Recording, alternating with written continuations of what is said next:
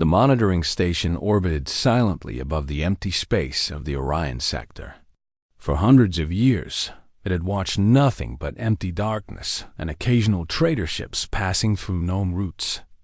Commander Vexter sat at the main sensor console, his body long and thin with skin that looked like crystal. He had worked on this station for 30 years without anything interesting happening. His job was simple: watch the sensors, record the data, and report anything unusual to the capital dot. It was a quiet morning when everything changed. The sensors made a strange sound. Not loud, just unusual. Vexter looked at the display screen in front of him. Numbers and signals appeared that he had never seen before. His skin flickered with light, showing his confusion. Something was moving through space toward the station. Something big. "Captain Foster, you need to see this." Vexter called out. Captain Elena Foster came quickly from her office. She was human, assigned to the station as part of a program where different species worked together. She looked at the screen and frowned. "What am I looking at?" she asked. "Multiple energy signals. Very strong. Very fast. They are coming toward us," Vexter said. His voice shook a little. Elena moved closer to the screen. The sensors showed 17 different objects moving through space. Each one was large. Each one was powerful. And each one was moving faster than anything should be able to move through normal space. "Run a diagnostic," Elena ordered. "This has to be a system error." Vexter worked quickly, checking every sensor twice. "All systems normal, Captain. These readings are real." Other crew members came to the control room. They watched the screens in silence. Nobody knew what to say. The signals continued to come closer. Dr. Kevin Chapman was in the science section of the station when he heard the alert. He worked as a linguist and translator for the Krell Empire. His job was to study how different species communicated. He rushed to the main control room to see what was happening. "We have unidentified vessels approaching," Elena explained. "They do not match any known species in our databases." Kevin studied the sensor data carefully. His eyes moved across numbers and energy patterns. "Their course is very precise, very controlled. Whatever is sending these signals knows what they are doing." "Could this be some kind of test?" one of the junior officers asked. "A test of what?" Elena replied. She did not have an answer yet. The hours passed slowly. The approaching vessels did not change course. They did not slow down or speed up. They simply continued toward the station at constant speed. The crew tried to send messages in all known languages. There was no response yet. Vexter kept watching his sensors. The energy signatures became clearer as the distance got smaller. These were not natural objects. These were ships. Designed ships. Built ships. And they were unlike anything in the galactic archives. "Captain, I can see them now through the optical sensors," said another crew member. Everyone looked at the screens. They appeared as metal shapes against the darkness of space. Ships with straight lines and sharp edges. Ships made for one purpose: to fight. "How many?" Elena asked. 17 confirmed vessels in formation. Standard military spacing. Standard military approach pattern, the crew member reported. A chill ran through the control room. Military approach pattern. This meant whoever was coming had learned military tactics. This meant they understood how to fight. Kevin stepped forward with an idea. "They have studied us. Or studied the galaxy. They know our patterns. They know how we do things. That means they have been watching. They have been waiting." Elena nodded slowly.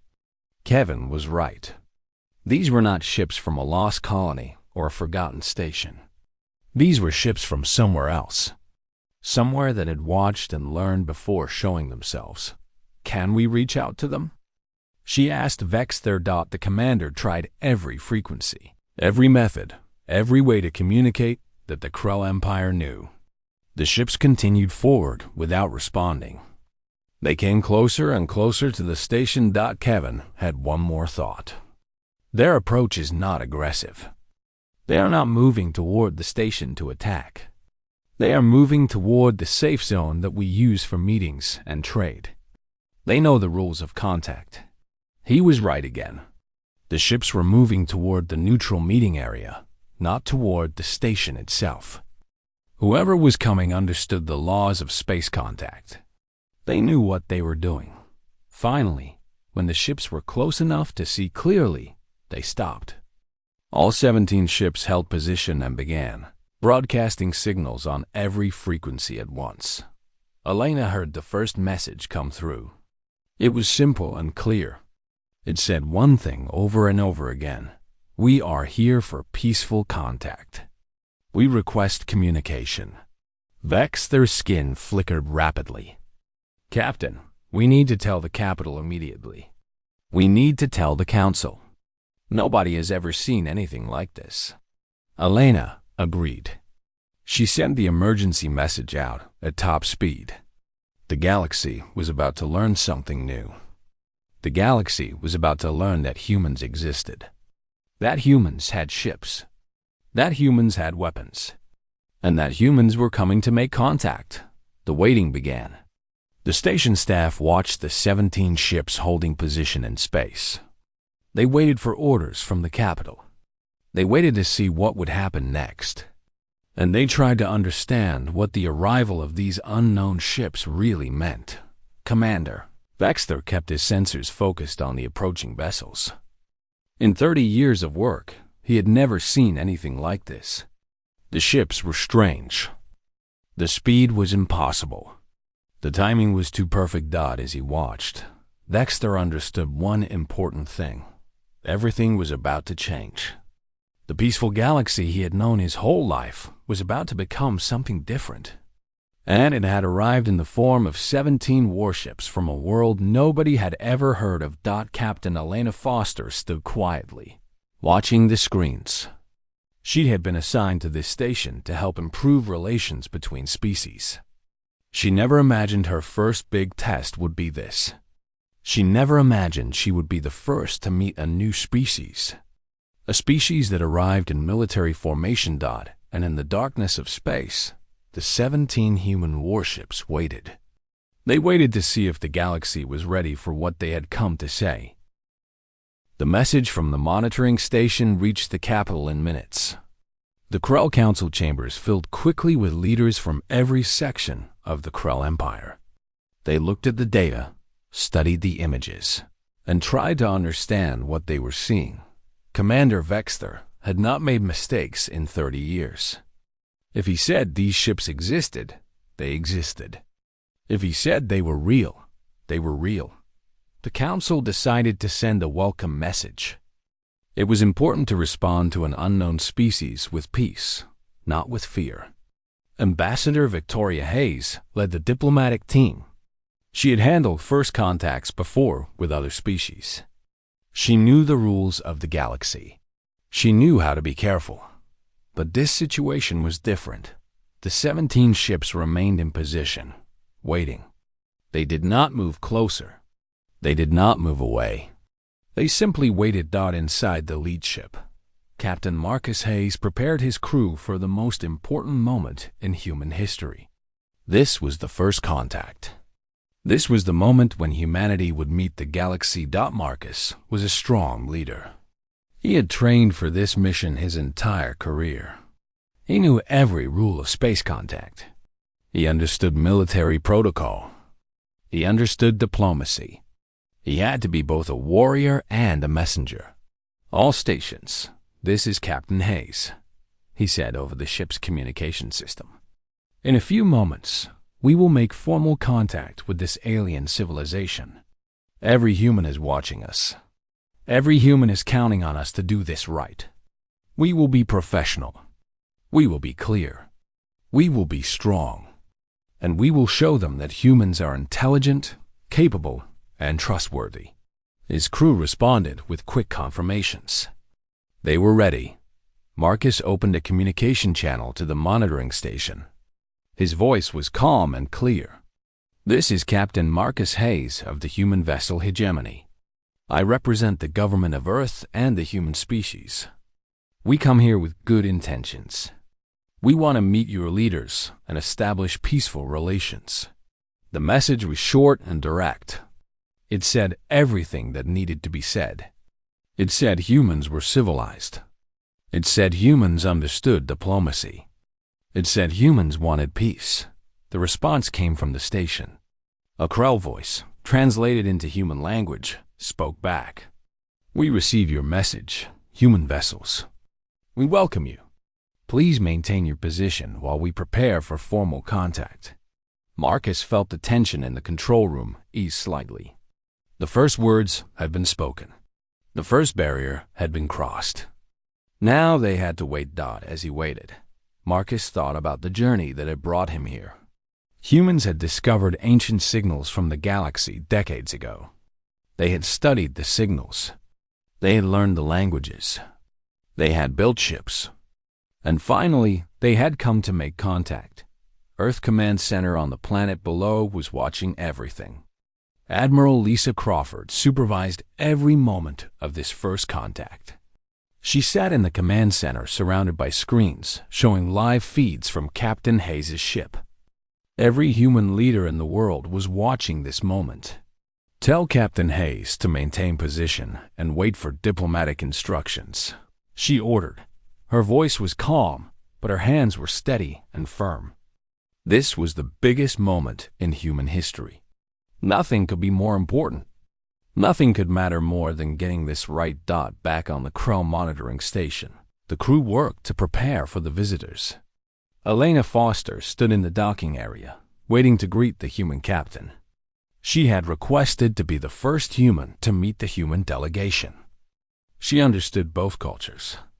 She could help translate not just words, but meaning. Dr. Kevin Chapman stood beside her. His job was to study how humans communicated. He was excited and nervous. His own people were coming. His own species was arriving. He wanted to understand how they had developed and what they wanted. "Do you think they will be like us?" Elena asked him. Kevin considered the question. "I have studied human biology from the archives. Humans are mammals from a world called Earth. They have 2 arms, 2 legs, and relatively simple body structure compared to most galactic species. They're supposed to be intelligent, but physically limited. Yet they arrived in military ships with weapons," Elena said. "That does not match physically limited." Kevin had no good answer to that. The Krell Council made an important decision. They would invite Captain Hayes and a small group to the station. Direct contact between species leaders was traditional and showed respect. A delegation of 5 humans would be allowed aboard. All weapons would be left with the ships. Marcus received the invitation and accepted immediately. He chose his best officers to come with him. They would represent humanity well. The shuttle descended toward the station. Marcus looked out at the great structure of the Krell installation. It was beautiful, built with smooth curves and elegant design. But it was also old. Not badly maintained, but clearly built many years before. This told him that the Krell had achieved advanced technology and then maintained it rather than constantly upgrading. The shuttle door opened, and Marcus walked out. Standing before him was Elena Foster, the human captain of the station. Behind her stood Kevin Chapman and a delegation of Krell leaders. Marcus extended his hand in the human gesture of greeting. Elena recognized it immediately and shook his hand firmly. "Welcome," Elena said. "Welcome to the galaxy." Marcus smiled. "Thank you. Thank you for accepting our peaceful approach." The Krell leaders stepped forward. They looked carefully at the humans. The humans were shorter than most Krell and did not have crystal skin or the long, thin body structure of the Krell. But the humans stood with confidence. They stood like beings who knew what they wanted and how to get it. Victoria Hayes, the Krell ambassador, extended her own greeting in the formal way. "The Krell Empire welcomes the human species to our space. We hope to build friendship and cooperation." "We share that hope," Marcus replied. "We have come to show our respect for the established rules of this galaxy. We have come to learn, and we have come to build bridges between our peoples." As they walked through the corridors of the station, the Crow leaders began to understand something important. These humans were not primitive. These humans were not inferior. These humans were organized, disciplined, and respectful of protocol.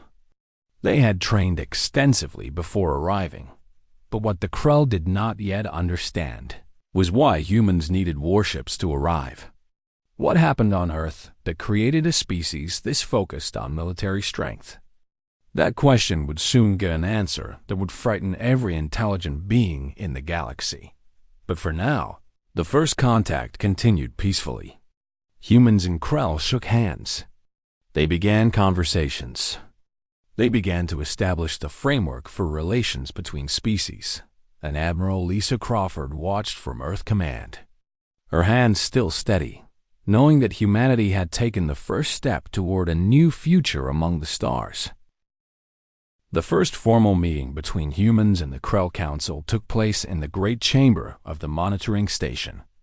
Marcus Hayes sat across from Victoria Hayes and other Krell leaders. They began the traditional exchange of information about their species, their history, and their culture. Marcus spoke first. "We come from a planet called Earth. It orbits a star in the Orion arm of the galaxy. Our species evolved there over millions of years. We have only recently achieved space travel, less than 100 years ago. But we have come prepared to join your civilization as equals." The Krell listened carefully. A species that had only been in space for 100 years, but arrived with advanced warships. This was unusual. "Tell us about your world," Victoria requested. "Tell us what Earth is like." Marcus nodded. He had prepared this presentation. He activated a display showing the planet Earth from space. Blue oceans covered most of the surface. Green continents showed forests and land. White clouds swirled in the atmosphere. It looked beautiful. But then Marcus showed them more. He showed them weather patterns. Massive storms. Hurricanes and tornadoes that covered entire regions. Earthquakes that destroyed cities. Volcanic eruptions that blocked out the sun. Floods that lasted for weeks. "Our world is dangerous," Marcus explained. "Natural disasters come constantly. Our weather is extreme. Our environment is harsh. Most species would find Earth impossible to live on." He continued the presentation. He showed them the animals of Earth, the predators, the creatures that hunted humans, the insects that could poison with a single bite, the diseases that killed millions, the ocean creatures that would attack anything that entered the water. "Every day on Earth is a struggle for survival," Marcus said. "Our species had to be strong. We had to be smart. We had to be willing to fight, or we would not have survived." The council members looked at each other with growing concern. This world sounded terrifying. Then Marcus showed them human history. Thousands of years of war. Humans fighting humans. Humans developing better weapons. Humans building fortifications and learning strategy. Humans creating governments and armies. Humans competing with each other until some became stronger than others. "We fought among ourselves," Marcus said honestly. "We fought for thousands of years. We fought over land, over resources, over beliefs. This conflict forced us to develop better technology. It forced us to think strategically. It forced us to become better warriors." He showed them ancient weapons, swords and spears, then guns and cannons, then advanced explosives, then nuclear weapons, then weapons that could destroy entire cities with a single strike. "We learned to harness the energy of atoms," Marcus explained. "We learned to split them. We learned to create explosions of devastating power. But we also learned the cost. We learned that constant war was destroying our world. The chamber became very quiet. Dr. Aaron Mitchell, a xenobiologist from the Crow Research Division, asked to speak. Captain Hayes, I have reviewed the data about your planet's biosphere. I have calculated the danger levels compared to other known worlds. Earth is rated as one of the most hostile environments ever recorded. Most known species would suffer catastrophic losses trying to survive there. That is correct, Marcus said. But humans adapted. We were born from that danger. We evolved with that danger. General Nathan Cooper, the military commander of the Krell Defense Forces, stood up. He had been reviewing the technical data about the human ships. His face showed deep concern. The human vessels, he said slowly, are built with principles that are different from our designs. They prioritize function over beauty. They are built for maximum damage output. They are built for fighting. They are built by a species that understands warfare. Yes, Marcus confirmed. We built these ships with everything we have learned over thousands of years of conflict. We are showing you what we are capable of. We wanted you to see our strength. We wanted you to understand that we are not a species that can be ignored or dismissed. Victoria stood up. She looked directly at Marcus. Captain Hayes, I need to ask you something very important. You arrive with powerful military ships. You show us a history of constant warfare. You show us a world where survival is a daily challenge. You show us weapons of destruction. Why should we trust you? Why should we believe you want peace? Marcus had expected this question. He had prepared his answer carefully. Because we survived by more than just violence, he said. Yes, we fought.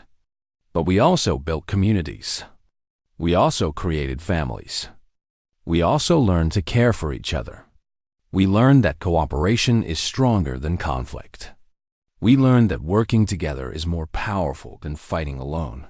He stood and looked at each council member. We bring military ships because we understand the language of power. We understand that strength must be shown to be respected. But we also bring these ships as a promise.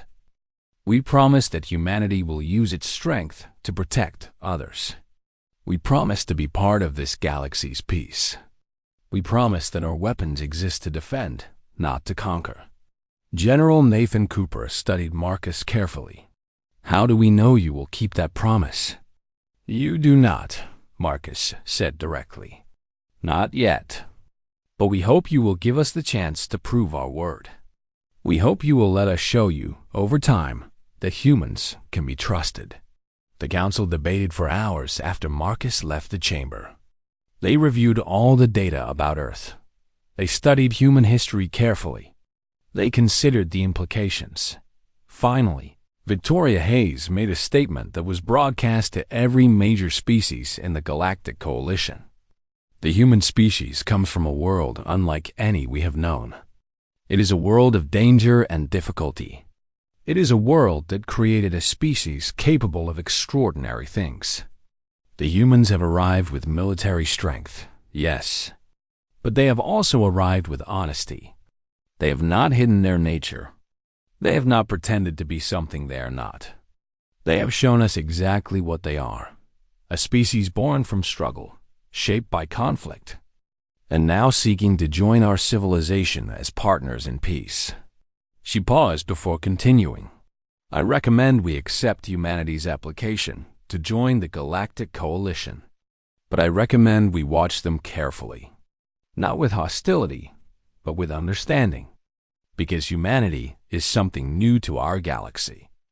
They are warriors who have decided to become diplomats. They are a species that understands the cost of war and therefore may become the greatest defenders of peace we have ever known. The news spread across the galaxy. Every species learned about Earth. Every species learned about humans. And every species understood one thing. The galaxy had just changed forever. A new power had arrived. A power that was dangerous, strong, and completely unpredictable. 3 days of negotiations followed. The Krell Council held meeting after meeting about the human presence. Some members wanted to reject humanity's application. Others wanted to accept it immediately. Still others wanted more information before making any decision. Finally, they invited Ambassador Nicole Morgan, the lead human diplomat, to speak directly to the full council. This was a rare honor. Not many species got to address the council in person. Nicole walked into the great chamber with confidence. She was a tall woman with strong features and clear eyes. She had been chosen to represent humanity because she understood both strength and compassion. She knew how to be tough when needed and kind when appropriate. "Members of the Krell Council," she began, "I stand before you as humanity's representative. I understand your concerns. I understand your fear. I understand that you are looking at a species you have never encountered before, and you are trying to decide if we are a threat or a help." She looked at each council member as she spoke. "I will be honest with you. Humanity is strong. Humanity is warrior. Humanity has spent thousands of years learning how to fight and how to win. Earth taught us to be strong or die. Competition taught us to be fierce or lose. History taught us to be strategic or be defeated." The council members listened in complete silence. "But I will also tell you why we arrived here with military ships instead of merchant vessels. I will tell you why we brought warriors instead of traders. I will tell you why we came to you showing our strength." Nicole moved to the center of the chamber. "We came this way because we respect you. We came with military ships because this is the most honest thing we could do. Think about it. If we had arrived with only peaceful words and no strength, would you truly believe us? Would you trust a species that claimed to be peaceful but had no power to defend itself?" General Nathan Cooper leaned forward. He began to understand something. "We brought our military," Nicole continued, "to show you that we understand the real world. We brought our warriors to show you that we are intelligent. An intelligent species does not arrive at first contact weak and unprepared. An intelligent species arrives ready for anything. We arrived in military formation because we are intelligent. We are careful. We know the importance of being able to defend ourselves if needed. And what if we had attacked you?" Victoria Hayes asked. "Then we would have defended ourselves," Nicole said simply. "But we would not have attacked you first. Humanity has learned that the aggressor often loses in the end. The defender has the moral advantage. The defender has the will to fight harder because they are fighting for protection, not conquest." She smiled slightly. "But more importantly, we came with military strength because we wanted you to understand something about humanity. We wanted you to see that we are not a species that can be controlled through fear. We wanted you to see that we have power, real power, and we are choosing to use that power for peace. That choice means something. That choice shows our true character." General Nathan Cooper stood up. "You are saying that you are showing us your strength, so we will trust you more, not less?" "Exactly," Nicole said. "A species without power can promise anything. A species without power can say they are peaceful because they have no choice. But a species with power, a species that can hurt others if it chooses, a species like that saying it will be peaceful means something real. It means we have made a choice." Dr. Kevin Chapman watched this exchange with fascination. He understood what Nicole was doing. She was reframing the entire concept of first contact. Instead of military might being a threat, it was being presented as a sign of honesty and maturity. "I want each of you to imagine something," Nicole said. "Imagine that your child is alone in a dark place. Imagine that a strong person comes to help. Now imagine that same strong person, but this time they are helping your child. The strength that could be dangerous is now protective. The power that could hurt is now defending." She paused. "That is what humanity wants to be. We want to be strong enough to face any challenge. We want to be powerful enough to protect ourselves. But we want to use that strength and power to help, not to harm. We want to be a protector species. We want to be a defender species. Victoria Hayes spoke next. What does humanity want from the Galactic Coalition? What is your goal? Nicole had prepared this answer carefully. We want to learn from all of you. You have advanced technology. You have established peaceful systems. You have created structures that let multiple species work together. We want to learn all of this. We want to improve ourselves. We want to join your civilization and become part of something greater than ourselves. And in return, asked another council member. In return, Nicole said, we offer you our strength. We offer you our warriors. We offer you a species that understands security and defense. We offer you allies that will stand beside you against any threat. We offer you a species that has spent thousands of years learning how to survive. And now we want to use those lessons to help others survive. She looked directly at General Nathan Cooper. We are not conquerors. We are protectors. Humanity does not want to take your worlds. We want to help defend them. We do not want to steal your resources. We want to trade fairly and build wealth together. We want to be the species that others can count on when times are difficult. The council chamber became very quiet. Nobody interrupted. Nobody objected. Finally, Victoria Hayes stood again.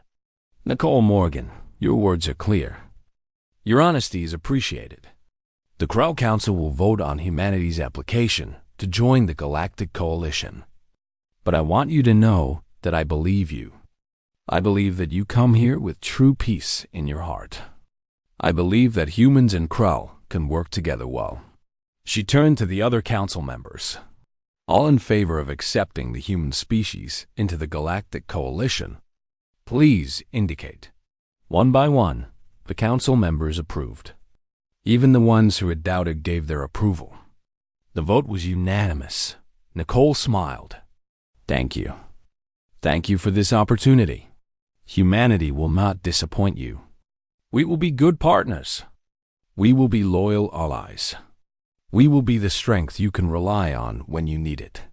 As Nicole left the chamber, she felt the weight lift from her shoulders. The first part was done. The hardest part was done. Now came the real work. Now came the building of real relationships. Now came the proving that human words were backed by human actions. Captain Marcus Hayes, watching from the human flagship, received the news of the council's decision. He felt pride. Humanity was no longer an unknown species arriving out of nowhere. Humanity was now a member of the galactic community, but he also knew that the responsibility was just beginning. Every action humanity took would be watched. Every human military movement would be studied. Every human decision would be remembered. Humanity had to prove that strength and peace could exist together. Humanity had to prove that warriors could be healers. Humanity had to prove that a species born from struggle could choose compassion. And in the darkness of space, the 17 human warships prepared for the work ahead. They prepared to show the galaxy what humanity really was. The weeks following the Council's approval of humanity's membership were busy. The 17 human warships remained in orbit around the Krell station, but instead of appearing as a threat, they became a symbol of something new. They represented a species that had power and chose to use it responsibly. Ambassador Nicole Morgan established the first human embassy in the station's diplomacy sector. Other species sent their representatives to meet her. They came with curiosity. They came with respect. Some came with caution, but all came with interest. Dr. Kevin Chapman continued his work as a linguist and cultural expert. His job was now to help bridge the gap between human and alien understanding. He worked closely with Nicole Morgan to translate not just words, but meaning and intention. What humans value is different from what other species value, Kevin explained to a group of alien diplomats one day. Humans value courage, but not the kind of courage that comes from not being afraid. Human courage comes from being afraid and doing what is right anyway. Humans value loyalty. Once a human gives you their word, that word becomes more important than their own safety. One diplomat, a representative from the Zephyr species, asked, "How do you know this? How can you be certain about these human values?" Kevin smiled. "Because I am human. I was born on Earth. I grew up in human culture. I know how humans think. And I can tell you that Nicole Morgan means every word she said to the Council. Humanity genuinely wants to be part of this galaxy's peace." Over the next few months, the integration of humanity into galactic society continued smoothly. Trade agreements were established. Technology was shared. Military cooperation structures were created. Captain Marcus Hayes spent much of his time with General Nathan Cooper, the Krell military leader. They discovered that human and Krell military thinking were very similar. Both species understood strategy. Both species valued discipline.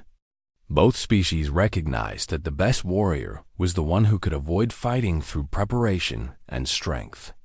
"Your species has much to teach us," General Nathan Cooper told Marcus during one of their meetings. "And we have much to learn from you," Marcus replied. "You have been advanced for thousands of years. We have been in space for less than 100 years. We need your experience and your wisdom." They began to plan joint military training exercises. They began to create protocols for how human and Krell forces could work together if ever needed. They discovered that despite coming from different worlds, human and Krell soldiers shared a common understanding of duty and honor. Nicole Morgan established the first human-Krell diplomatic cooperation agreement. Under this agreement, the two species would work together to help other species join the Galactic Coalition more smoothly. If new species arrived, humans and Krell would together teach them the rules and customs of galactic civilization. "We have both been through the process of joining," Nicole explained. "The Krell have been part of this civilization for thousands of years. Humanity just arrived. Together, we can help others make this transition without fear or confusion." The other members of the coalition agreed. This was a good idea. 2 years after humanity's arrival, a very important event occurred. A new species arrived at the Krell station. They were the Vox, a species from a different sector of the galaxy. They arrived in merchant vessels, clearly nervous about meeting alien species for the first time. Instead of the usual welcoming ceremony, Nicole Morgan requested to meet with them personally. She explained to the Vox how humanity had arrived in military ships. She explained why. She explained what fear and confusion had followed. Then she explained how all of it had turned out well. "You see," Nicole told the Vox leaders, "it does not matter what kind of ships you arrive in. It does not matter what your history is.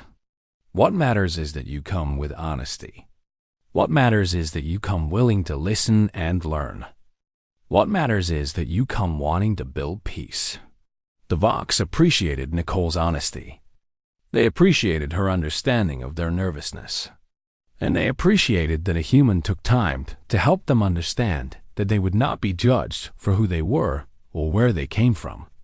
Within a year, the Vox had joined the Galactic Coalition, and they requested that Nicole Morgan and a human delegation attend their formal welcome ceremony. Humanity had become respected. Humanity had become trusted.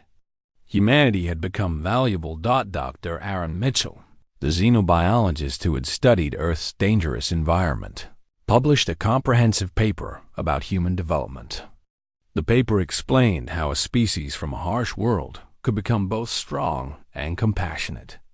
It explained how survival in a difficult environment created warriors, but also created the deep desire to protect others from suffering. "Humans protect children more fiercely than any species we know," Aaron wrote in his paper. "Humans will sacrifice their own lives for strangers. This comes from their history. This comes from their world. This comes from knowing what it feels like to suffer and choosing never to let others suffer if you can prevent it. The paper became required reading in many galactic universities. Species that had achieved advanced civilization thousands of years ago were now learning from a species that had only been in space for a century, on Earth. The leaders of human civilization watched this development with great hope. Admiral Lisa Crawford retired from her position and wrote her own memoirs. In her book, she described the moment when she realized that humanity's greatest strength was not its weapons or its warriors. Humanity's greatest strength was its ability to choose mercy. It was its ability to use power responsibly. It was its ability to be strong and kind at the same time. Captain Marcus Hayes was promoted to admiral, the highest rank in human space forces. But instead of commanding more ships in a show of military power, he was assigned to work directly with the Galactic Coalition's Defense Council. His job was to help plan the galaxy's security against external threats. And more importantly, his job was to teach other species that defense did not have to mean aggression. The goal of the warrior, Marcus told young military leaders from 10 different species at a galactic academy, should never be to destroy. The goal should be to prevent the need for destruction. The best warrior is the one who never has to draw their weapon. The strongest army is the one that makes war impossible. Nicole Morgan continued her work as humanity's ambassador. She established embassies on 17 different worlds. She trained human diplomats to work in every major galactic city. She worked to make sure that every alien species understood that humans were not conquerors or invaders. Humans were protectors. Humans were partners. Humans were friends. By the 5th year after first contact, something remarkable had occurred. The galaxy had changed. Not because humans had conquered it or ruled it, but because humans had shown that power and peace could go together. Humans had shown that strength and compassion could exist in the same being. Other species began to view military strength differently. Instead of seeing it as a threat, they began to see it as a responsibility. Species began to develop stronger defenses, not to be aggressive, but to protect themselves and help protect others. The human arrival had fundamentally changed how the galaxy understood itself. A species that had evolved from conflict, that had learned strategy through thousands of years of war, that had created weapons of mass destruction, had arrived and chosen something different. They had chosen to use their strength for good. On a quiet night, Victoria Hayes, the Krell ambassador who had first approved humanity's membership in the coalition, sat in her private chamber. She thought about her first meeting with Captain Marcus Hayes. She thought about how nervous she had been. She thought about how uncertain everything had seemed. Now, 5 years later, she understood the truth. Humanity's arrival had not been frightening. It had been fortunate. The galaxy had received a species that could defend it. The galaxy had received protectors. The galaxy had received the kind of allies that could make a real difference if ever danger came. And somewhere in the darkness of space, beyond the comfortable limits of the Galactic Coalition, there were threats that did not yet know about humanity. There were dangers waiting. But now the galaxy had something new. The galaxy had hope.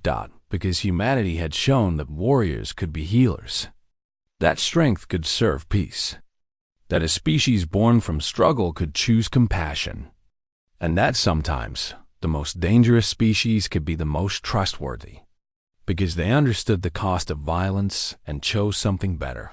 The 17 human warships no longer sat in threatening position. They now patrolled the boundaries of known space, watching over the galaxy they had chosen to call home. They were no longer seen as invaders. They were no longer seen as a threat. They were seen as what they truly were: the protectors of peace, the defenders of the innocent, and the proof that even the strongest warrior could choose the gentle path.